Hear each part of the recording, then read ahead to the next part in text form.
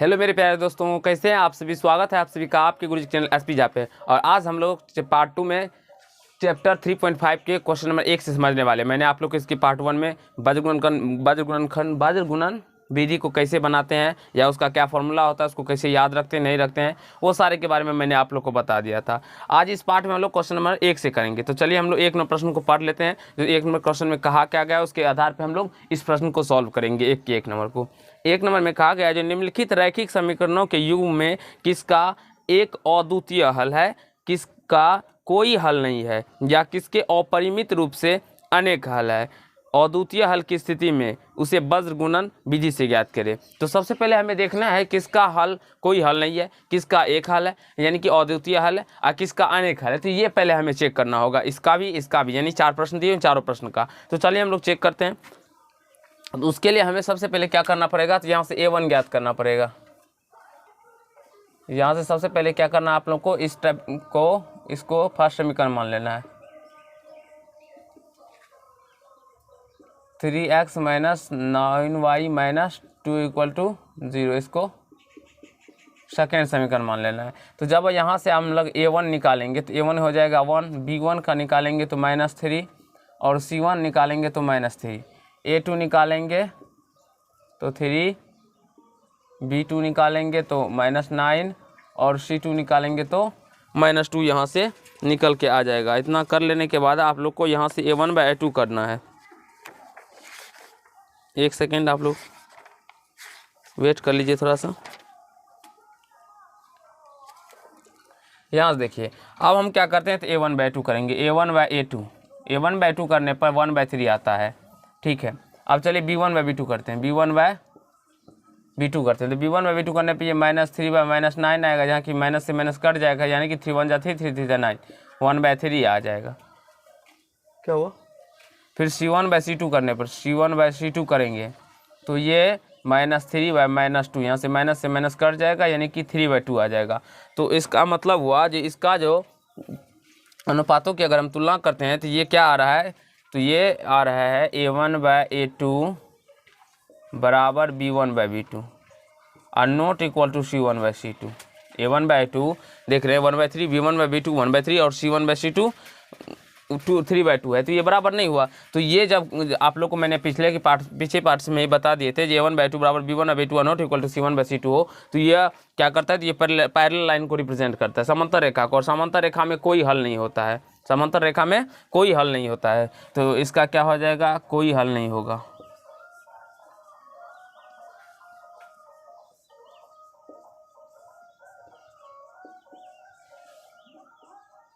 इसका क्या होगा, कोई हल नहीं होगा आंसर। अब चलिए इसको समझते हैं। इसमें क्या करने के लिए कहा गया है वो समझ लीजिए। तो सबसे पहले इसको हल करेंगे,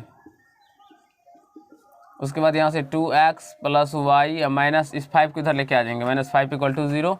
फिर 3x + 2y इधर से 8 इधर -8 = 0। तो यहाँ से a बराबर क्या हो जाएगा 2, b बराबर क्या हो जाएगा 1, a1 इसको फर्स्ट समीकरण, इसको सेकेंड समीकरण। तो इसको a1 मानेंगे, इसको b1 मानेंगे और इसको c1 मानेंगे। तो c1 - 5 a1 b1 c1, तो b में 1 से गुना है। a2 कितना है 3, b2 कितना है 2 और c2 कितना है -8। तो यहाँ से a1/a2 निकालते हैं 2/3 है, और b1/b2 निकालते हैं तो ये कितना है 1/2 है, और c1/c2 निकालेंगे तो ये -5/-8 आएगा, जहाँ से -5 माइनस से माइनस कट जाएगा, और ये 5/8 निकल के आ जाएगा। इतना कर लेने के बाद यहाँ देखिए, चूँकि a1/a2 not equal to b1/b2 है, a1/a2 not equal to b1/b2 है ना बाबू। इसीलिए इसका हल, इसका अद्वितीय हल होगा, इसका अद्वितीय हल होगा। इसलिए इसका हल क्या होगा, अद्वितीय हल होगा। अद्वितीय हल कहने का मतलब हुआ इसका केवल और केवल एक हल होगा। अब देखिए यहाँ से आप लोग पहले यहाँ तक समझ गए होंगे तो कमेंट कर सकते हैं जो हाँ समझ गए। चलिए आगे समझते हैं। अब इसका हल अद्वितीय होगा। अब यहाँ से क्या करेंगे तो हम वज्रगुणनखंड विधि से इसका x और y का मान ज्ञात करेंगे। बजगुणन विधि से,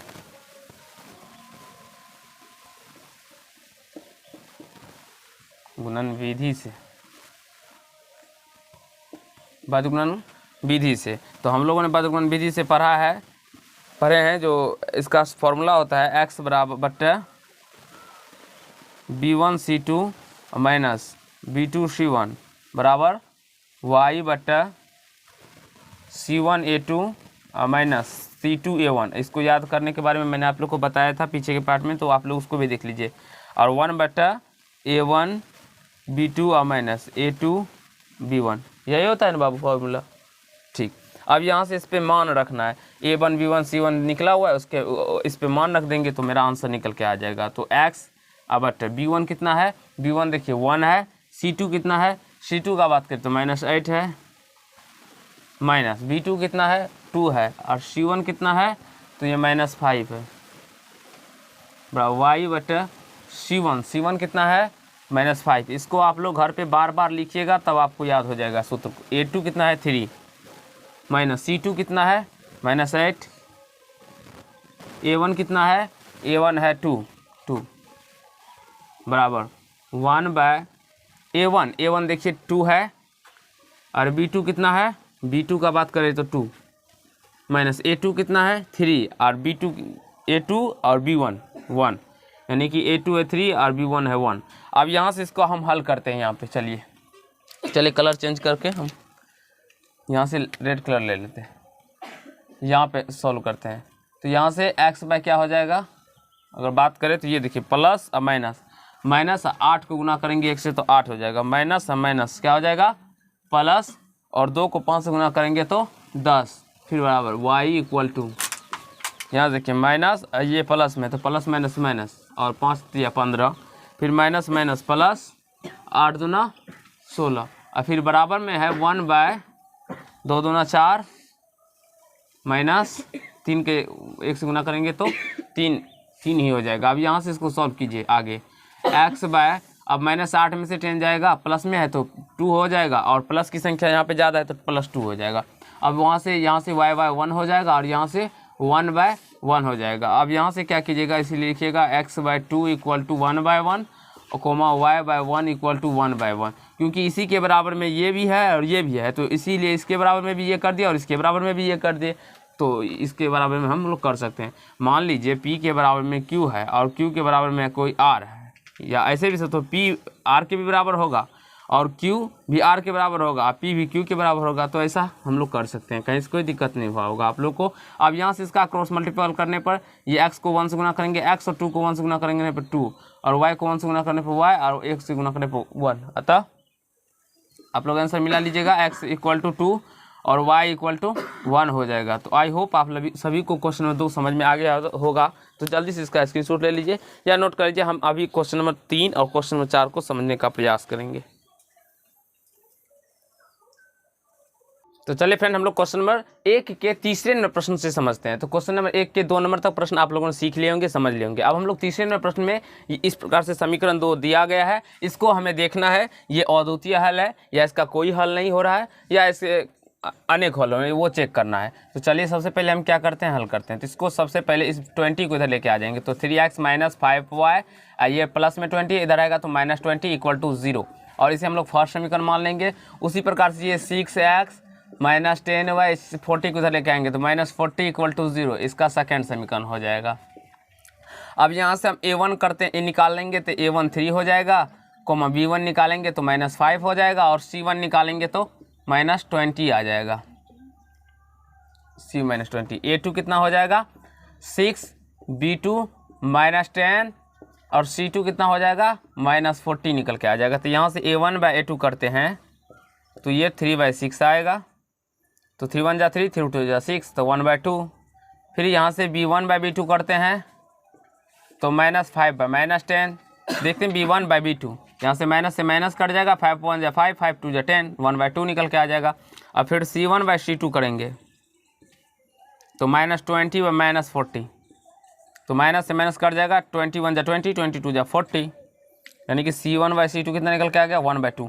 तो यहाँ से देखते हैं, चूँकि a1 बाय a2 बराबर b1 बाय b2 है, और बराबर है C1/C2,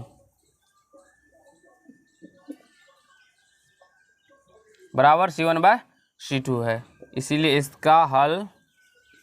इसका अनेक हल होंगे, इसलिए इसका अनेक हल होगा। और हमें कहा गया है प्रश्न में जिसका केवल अद्वितीय हल होगा उसको वज्र गुणनखंड विधि से बनाने के लिए, तो इसका क्या हो रहा है, तो इसका अनेक हल हो रहा है, तो इसको हम वैसे का वैसे छोड़ देंगे और क्वेश्चन नंबर चौथे पे आ जाएंगे। अब क्वेश्चन नंबर चौथे में प्रश्न में हम लोग क्या करेंगे, तो सबसे पहले इसमें तो ये लिखा गया है, इस 7 को इधर लेके किया है, नहीं अगर आता तो उसको हम इस साइड करते, तो इसको बराबर है, तो इसको फर्स्ट समीकरण, इसको सेकेंड समीकरण 3x - 3y -15 = 0, इसको सेकेंड समीकरण।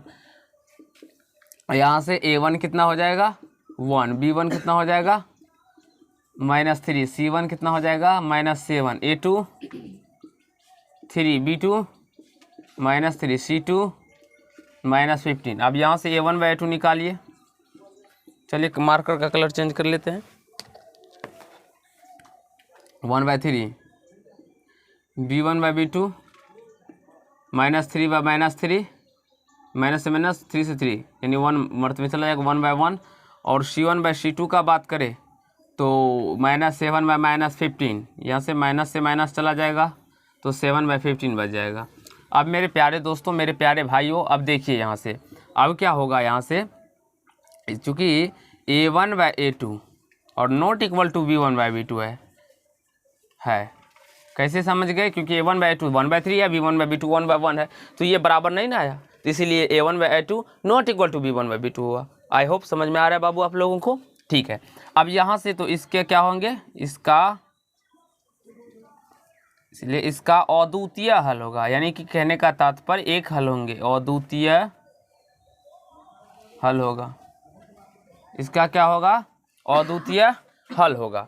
अब हम लोग वज्र गुणनखंड विधि से इसको क्या करेंगे, गुणनखंड कहते हैं, वज्र गुणन विधि से, वज्र गुणन विधि से सॉल्व करेंगे। वज्र गुणन विधि से क्या कर लेंगे, तो सॉल्व कर लेंगे। तो आप सब बार बार जब सूत्र को याद कीजिएगा तो आपको भी याद हो जाएगा। जैसे हमें याद है b1c2 - b2c1 y = c1a2 - c2a1 और 1/a1 b2 - a2b1। I hope आप सभी को सूत्र याद हो चुका होगा। मैंने पिछले पार्ट में बताया, तो आप लोग पीछे पार्ट देख चुके होंगे जिसमें कि आप लोग को याद हो गया होगा। अब यहाँ से इसको आगे का प्रोसेस सॉल्व करेंगे। तो x/b1 कितना है, तो -3, तो -3 देंगे अगुना, ये इसके बीच में गुना का चिन्ह रहता है, तो c2 -15, तो -15। फिर यहाँ से माइनस है तो माइनस, b2 कितना है मेरा -3, और c1 कितना है, तो c1 का बात करें तो c1 -7 है, तो -7। अब यहाँ से y का मान देखेंगे तो c1 कितना है -7, और a2 कितना है, a2 है 3, यहाँ से देख सकते हैं आप लोग। अब -c2 कितना है -15 अगुना, और a1 का बात करें तो 1 है, ठीक। अब यहाँ से फिर बराबर करके 1/a1 कितना है, तो 1, b2 कितना है, तो -3 माइनस a2 कितना है 3। देखिए बहुत सारे ऐसे बच्चे होते हैं जो हमारे माइनस प्लस में गलती करते हैं, तो उसे माइनस प्लस में गलती नहीं करना है आप लोग को, क्योंकि ये इस प्रश्न में केवल माइनस प्लस में और सूत्र लिखने में ही यहाँ पे कभी कोई बी दे देगा, कोई सी दे देगा, उल्टा पुल्टा करके आप लोग गलत करके आ जाएंगे। तो गलत नहीं करना है, अच्छे तरीके से सूत्र को याद करना है, माइनस प्लस पे ध्यान देना है। अगर माइनस प्लस में समझने में कठिनाई हो तो आप हमें कमेंट कीजिए, और या बहुत सारे हमारे चैनल पे वीडियो बना हुआ है उसको देखिए और समझने का प्रयास कीजिए, और लाइन बाय लाइन मेरे बच्चों आप लोग उसको कॉपी पे लिखिएगा। जब तक कॉपी पे नहीं लिखिएगा तब तक आप लोग सोचेंगे जो देख लेने से हो जाएगा, देख लेने से कुछ नहीं होगा, वैसे का वैसे आप लोग को तत्काल अब कहे तो आप लोग को हो जाएगा, बट अगर दूसरे दिन पूछा जाए आपसे तो आप लोगों से नहीं हो पाएगा। अब इतना कर लेने के बाद यहाँ से देखेंगे तो b1 था, b1 का मान -3 था, तो मैंने -3 दे दिया। अब यहाँ से इसका हल करेंगे तो x बाय अब माइनस प्लस 3 को जब हम 15 से यानी कि 15 से गुना करेंगे तो ये कितना निकल के आ जाएगा, तो 45 यानी कि 45 माइनस, देखिए माइनस प्लस, प्लस माइनस, और 3 को 7 से गुना करेंगे तो 21 by y equal to y by minus plus minus 7 को 3 से 21 माइनस माइनस प्लस 15 को 1 से 15 अब by 1 by minus plus minus minus 3 को 1 से 3 माइनस माइनस प्लस 3 3 जा 9 माइनस प्लस को मेरे प्यारे दोस्तों आप लोगों आराम से करिएगा। एक्स बाय अब 45 में से 21 चला जाएगा तो 45 में से 21 जाने पे 24 आ जाएगा और वाई बाय इसको सॉल्व कीजिएगा। चलिए इसको ऊपर में लिखते हैं 1 बाय माइनस 3 अब प्लस 9। तो यहाँ से आप देख लीजिए वाई बाय कितना आ जाएगा, यहाँ से -6 आ जाएगा। कैसे आ गया मेरे बच्चे, यहाँ से देखिए माइनस में है ये प्लस में, जब एक प्लस हो एक माइनस हो तो वो घट जाता है और जिस भी संख्या के पीछे जिस भी संख्या बड़ा होता है उसके पीछे में जो चिन्ह हो तो यहाँ पे देखेंगे प्लस माइनस घट जाएगा। 21 बड़ा इसके पीछे माइनस है तो माइनस लगा दिया। अब यहाँ से देखेंगे 1 यहाँ से माइनस एक प्लस घट जाएगा और घटने के बाद 6 आ जाएगा और यहाँ पे 9 है, 9 बड़ा संख्या है इसके पीछे प्लस है तो प्लस लिखा नहीं जाएगा। तो अब यहाँ से इसको आप लोग को यहाँ पे बता देते हैं क्योंकि वहाँ पे स्पेस नहीं है। चलिए यहाँ तक आप लोगों ने समझ गए होंगे। अब यहाँ से देखिए x by 24 by 1/6 comma y by -6 equal to 1/6। तो यहाँ से ये कट जाएगा, 6 से 4 मर्त में चला जाएगा तो x बराबर क्या हो जाएगा 4 से गुना हो जाएगा, x बराबर 4 और y बराबर ये 6 से 6 कट जाएगा तो y बराबर -1 आ जाएगा। कैसे करता है वो आप सभी जानते ही होंगे क्योंकि मान लीजिए x बाय 2 इक्वल टू 1/4 है तो इस 4 को इससे गुना होता है तो ये 4x हो जाएगा और यहाँ से ये 2 हो जाएगा। मान लीजिए यहाँ पे 8 है तो ये 8 हो जाएगा तो ये बराबर इधर आएगा तो ये कट जाएगा, इसीलिए दिखाई पड़ रहा है उसमें। तो इसीलिए हम लोग यहाँ पे काट लिए, डायरेक्टली कर दिए। तो आई होप आप सभी को क्वेश्चन नंबर 3 तक बहुत अच्छे तरीके से समझ में 4 नंबर तक बहुत अच्छे तरीके से समझ में आ गया होगा और कहीं से कोई दिक्कत नहीं हुआ होगा। और अगर आप लोग को मेरे चैनल पे पढ़ने में मन मतलब अच्छा तरीके से समझ में आ रहा होगा और मन लग रहा होगा तो आप लोग दोस्त सपोर्ट कीजिए गुरुजी के चैनल को और जितना हो सके इसको शेयर कीजिए और दूसरे दोस्तों को तक पहुँचाइए और जितना हो सके इस चैनल को बढ़ाने का प्रयास कीजिए। तो धन्यवाद दोस्त, आज के पार्ट में इतना ही करेंगे। नेक्स्ट पार्ट में हम लोग क्वेश्चन 2 से समझने का प्रयास करेंगे और उसे भी अच्छी तरीके से समझने का प्रयास करेंगे। धन्यवाद, आज के बाद में इतना ही।